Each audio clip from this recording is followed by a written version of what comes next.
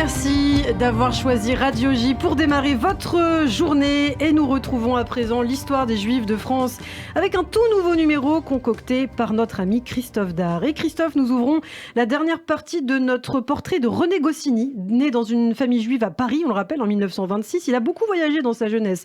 En Argentine, à New York, puis en Belgique.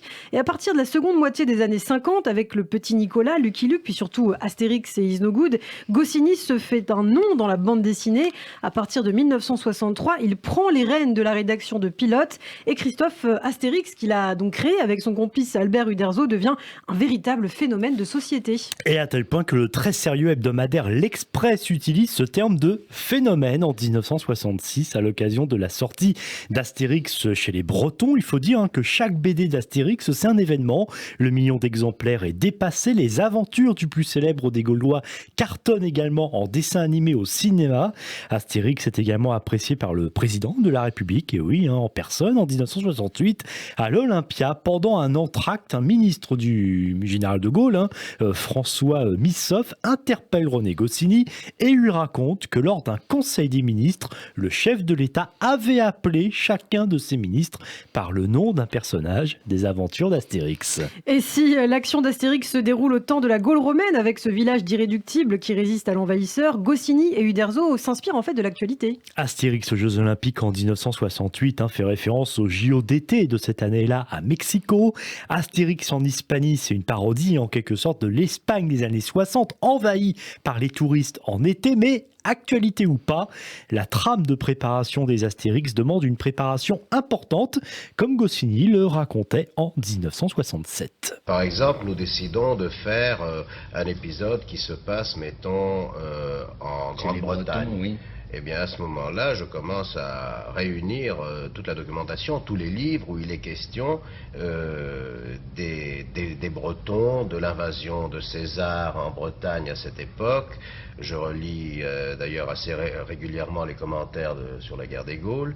Et puis tout ce que je peux trouver, parce que dans toute cette documentation, il y a quelques détails qui nous sont très importants. Il faut qu'il y ait une base réelle. Mais vous sortez quand même bien souvent de la guerre des Gaules. Ah, mais bien sûr. Une fois que j'ai bien appris ma documentation, je l'oublie totalement pour faire mon histoire. Et quelquefois, il en revient un petit quelque chose qui donne cette base d'authenticité.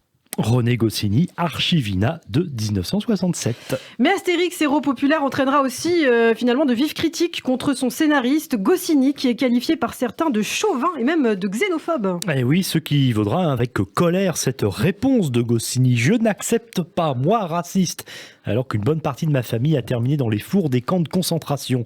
C'est la seule fois d'ailleurs de sa vie où Goscinny fera publiquement allusion à la Shoah, qui a frappé une partie de sa famille alors qu'il vivait en Argentine, où il avait émigré à l'âge de 1 an avec ses parents.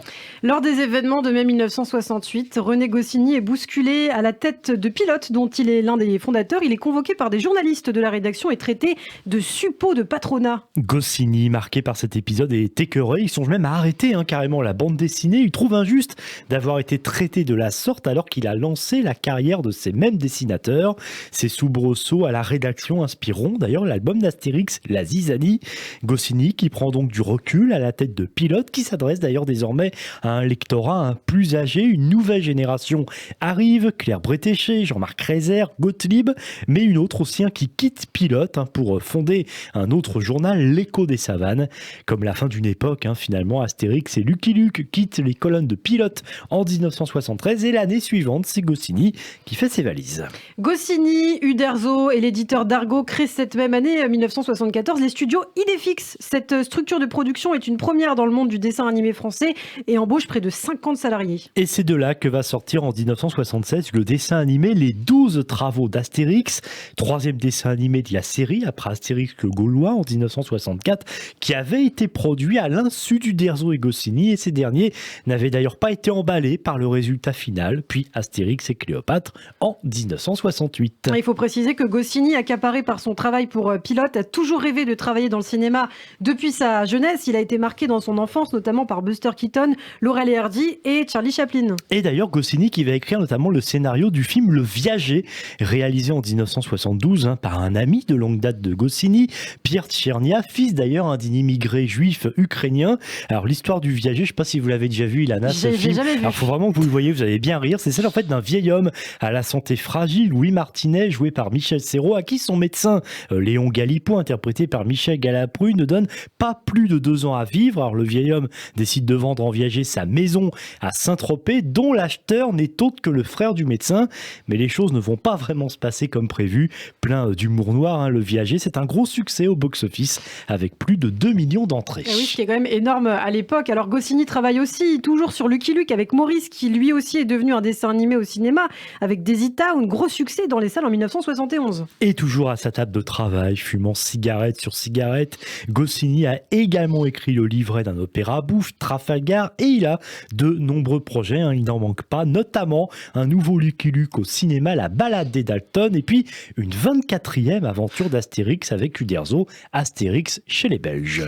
Goscinny envisage aussi de reprendre Le Petit Nicolas avec Sampé, arrêté en 1965, en prenant cette fois pour cadre une école mixte. Et d'ailleurs, Sampé qui avait dit que Le Petit Nicolas est sans doute le personnage préféré de Goscinny.